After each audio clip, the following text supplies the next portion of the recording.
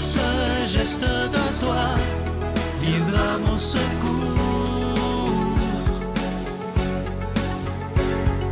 Viens semer dans mon âme le grain de l'amour. Je traverse un désert et je meurs de soif. Montre-moi le mystère qui garde la foi. Bon matin, bienvenue à votre émission La Victoire de l'amour. J'espère que vous allez bien ce matin, qu'on se prépare à vivre une très, très belle journée. Aujourd'hui, comme on le fait à tous les mercredis, on rejoint quelqu'un qu'on aime beaucoup, notre amie Geneviève, et l'homélie avec quelqu'un qu'on apprécie tellement. Il est de Paris, le bon père Michel Marie.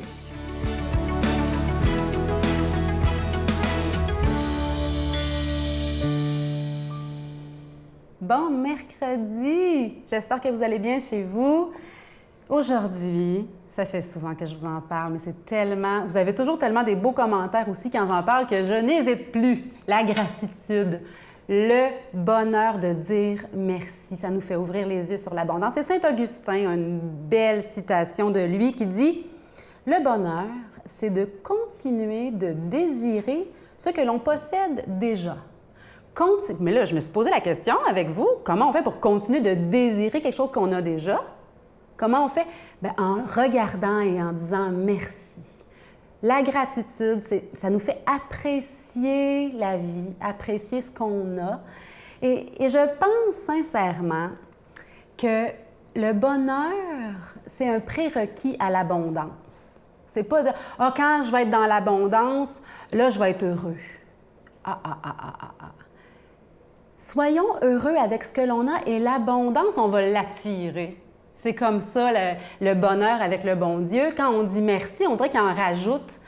Hein? Comme un enfant qui a la gratitude facile. On dit « Oh là là, il est bien élevé, cet enfant-là. Il dit des beaux merci tout le temps. » Bien, nous, avec le bon Dieu, c'est notre Père. Hein? Donc, on est les enfants du bon Dieu. Des beaux merci, là, ça fait que l'abondance de Dieu se déverse pour nous et en nous, et puis par nous, bien, pour les autres qui nous entourent. Et merci d'ailleurs pour l'accueil que vous avez fait de ce petit livre, La puissance de la prière, prier avec Geneviève. Merci pour tous vos beaux commentaires. Bien, gloire à Dieu, gloire à Dieu. Et dans ce petit livre-là, je fais la liste des bienfaits de la gratitude, page 50 pour ceux qui l'ont déjà à la maison. Soit dit en passant, il est encore disponible. Vous pouvez vous le procurer. Donc, je fais l'énumération rapide, mais ô combien ça fait du bien de se rappeler que dire merci, c'est pas secondaire dans la vie pour notre bonheur, pour notre joie, notre légèreté intérieure. Dire merci, être dans la gratitude, ça favorise le sommeil. Ça diminue le stress et la tristesse. Ça diminue le vieillissement, notamment les traits de notre visage. Dire merci, même au cœur de l'épreuve, hein, ça c'est plus nouveau dans ma vie, là, mais quelque chose de moins drôle qui arrive, de moins agréable ou de vraiment difficile, oser dire « Bien, merci mon Dieu, peut-être que tu as un plus grand cadeau pour moi là-dedans. Peut-être que grâce à ça, ça va développer quelque chose que je n'ai pas encore. Merci. Merci, puis montre-moi le trésor caché parce que je ne le vois peut-être pas. » Ça augmente la durée de vie, ça augmente l'énergie, ça augmente la motivation. Oser dire merci, là, on devient plus motivé. Ça favorise l'atteinte de nos objectifs. Dire merci pour ce qui se passe en ce moment, ça nous pousse de l'avant. Ça fortifie la volonté. Ça réduit les comportements excessifs. Ça permet d'éviter les achats compulsifs. Comme on rend grâce pour ce qu'on a, on n'a pas le goût d'aller plus loin, d'en avoir encore plus. Ça donne du sens à la vie. Ça favorise la joie et un climat agréable. Ça favorise l'amitié. Ça augmente l'attention aux autres, etc., etc., etc. À l'épuiser, ça vaut la peine de dire merci. Bonne journée. Notre Père qui es aux cieux, que ton nom soit sanctifié, que ton règne vienne, que ta volonté soit faite sur la terre comme au ciel. Donne-nous aujourd'hui notre pain de ce jour. Pardonne-nous nos offenses, comme nous pardonnons aussi à ceux qui nous ont offensés. Et ne nous laisse pas entrer en tentation, mais délivre-nous du mal, car c'est à toi qu'appartiennent le règne, la puissance et la gloire pour les siècles des siècles. Amen.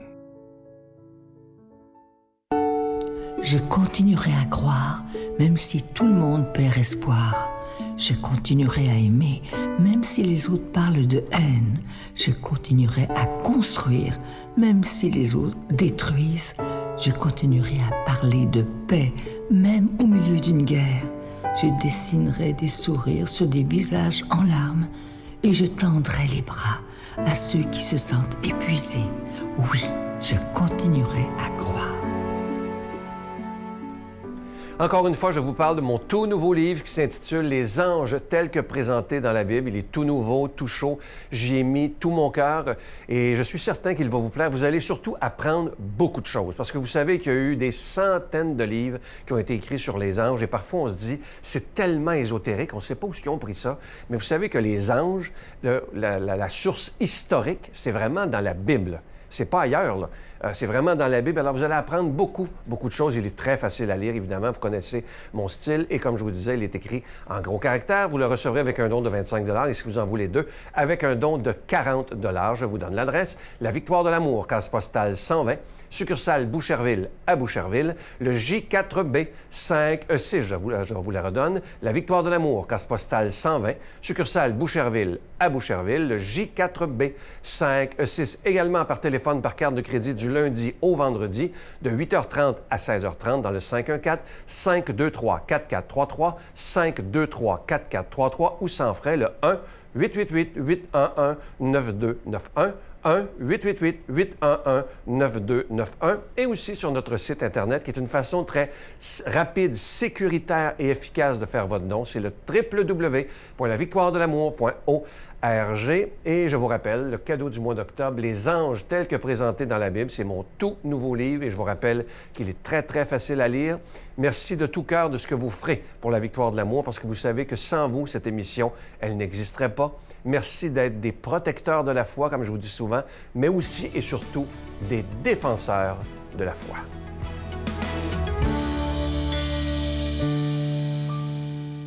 Mon Dieu, donnez-moi la sérénité d'accepter les choses que je ne peux changer, le courage de changer les choses que je peux et la sagesse d'en connaître la différence.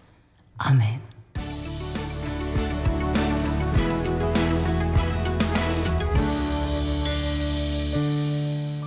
Avec bonheur, je vous retrouve et je lis avec vous l'évangile de Jésus-Christ selon saint Luc. En ce temps-là, Jésus disait à ses disciples « Vous le savez bien, si le maître de maison avait su à quelle heure le voleur viendrait, il n'aurait pas laissé percer le mur de sa maison. Vous aussi tenez-vous prêts. C'est à l'heure où vous n'y penserez pas que le Fils de l'homme viendra. » Pierre dit alors « Seigneur, est-ce pour nous que tu dis cette parabole ou bien pour tous ?» Le Seigneur répondit « Que dire de l'intendant fidèle et sensé à qui le maître confiera la charge de son personnel pour distribuer en temps voulu la ration de nourriture. Heureux ce serviteur que son maître en arrivant trouvera en train d'agir ainsi. Vraiment, je vous le déclare, il l'établira sur tous ses biens. Mais si le serviteur se dit en lui-même « Mon maître tarde à venir », et il se met à frapper les serviteurs et les servantes, à manger, à boire, à s'enivrer, alors quand le maître viendra, le jour où son serviteur ne s'y attend pas et à l'heure qu'il ne connaît pas, il l'écartera et lui fera partager le sort des infidèles. Le serviteur qui, connaissant la volonté de son maître, n'a rien préparé et n'a pas accompli cette volonté, recevra un grand nombre de coups. Mais celui qui ne le connaissait pas et qui a mérité des coups pour sa conduite, n'en recevra qu'un petit nombre. À qui l'on a beaucoup donné, on demandera beaucoup. À qui l'on a beaucoup confié, on réclamera davantage. Mes frères bien-aimés, ce passage d'évangile a reçu le pouvoir de faire trembler les plus comblés, les plus dotés d'entre nous. Alors tremblons, si cela peut nous réveiller de nos actions, trop souvent mesurées par la prudence qui nous fait vivre à demi. À qui il a été beaucoup donné, il sera beaucoup demandé. Et vous comme moi, nous avons beaucoup reçu. Mais oui, n'en doutez surtout pas. Mais n'allons pas trop vite avec cet évangile. Disséquons-le en suivant pas à pas le Christ qui commence par nous dire que l'heure de son retour, car retour il y aura, ne nous appartient pas. Cette heure, personne ne la connaît, n'écoutez personne, surtout pas ceux qui vous donnent des dates. Au-delà de ce retour, il y a aussi notre mort. par miséricorde, Dieu, là non plus, ne nous donne pas la date de notre départ, si bien que nous ne savons pas si nous avons mangé les 3/4 du gâteau ou si, au contraire, il est encore presque entier. Et tout cela est parfait. En tout cas, ce qui compte, c'est qu'au jour du retour glorieux du Christ, ou de celui de notre propre mort, nous soyons trouvés avec notre tablier de serviteurs de Dieu, et donc de nos frères. Et cela est applicable au pape comme au dernier des baptisés. Si nous avons la grâce de vieillir en bonne santé, le Christ nous retrouvera debout, et je l'espère en pleine activité, mais attention, en pleine activité d'amour pour le bien des uns et des autres.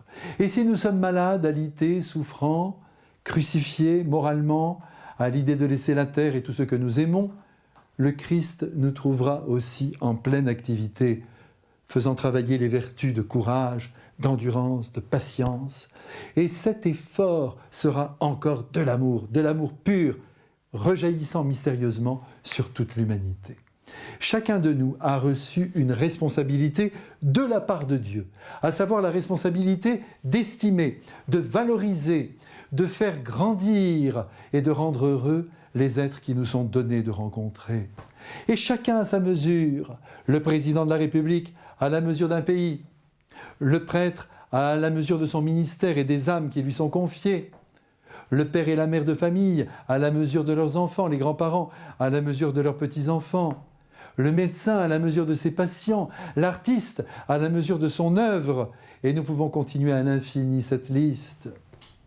Chacun, je le redis, doit être cueilli un jour par Dieu, ou à l'heure de la mort, interrompu dans son travail d'amour. Au fond, Jésus ne veut surtout pas que nous gâchions la vie présente qui nous est offerte en vivant comme des égoïstes, en mangeant, en buvant comme des trous, en entrant en conflit avec autrui, n'hésitant pas à frapper ceux qui entravent notre route. Et il y a plusieurs manières de frapper, je ne vous apprends rien, avec le poing comme avec la langue. La paresse comme la violence sont des tares qui affligent l'être humain. À l'heure présente, on explique de plus en plus, et on a raison, de manière à excuser les agissements des hommes, que certains n'ont pas eu de chance dans leur vie, des éducations non reçues, des familles très difficiles. Et c'est très juste de tenir compte de tout cela. Dieu en fera d'ailleurs autant en mettant à jour les circonstances atténuantes des actes humains.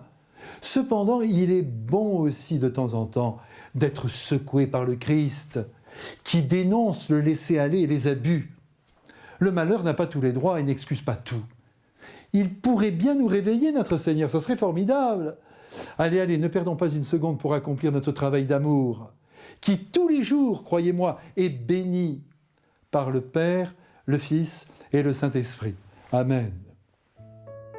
Je vous salue Marie, pleine de grâce. Le Seigneur est avec vous.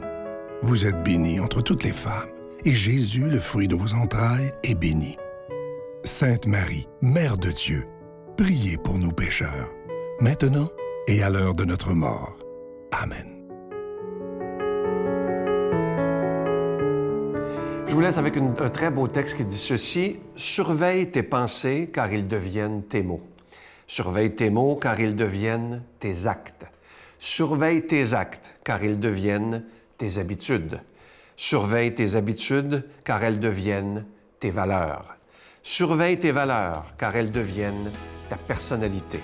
Surveille ta personnalité, car elle devient ton destin. » Je vais vous souhaiter la plus belle des journées et, comme je vous dis souvent, pour moi, c'est tellement un privilège de pouvoir vous rencontrer régulièrement pour qu'on puisse ensemble méditer sur la parole de Dieu. Demain, je vous laisse au bon soin de Geneviève. Bye. Et l'Église a plus de 2000 ans. Alors, des pronostics de la sorte, des schismes, des crises, des guerres, elle en a traversé, des scandales, elle en a traversé, mais elle a produit aussi des choses merveilleuses.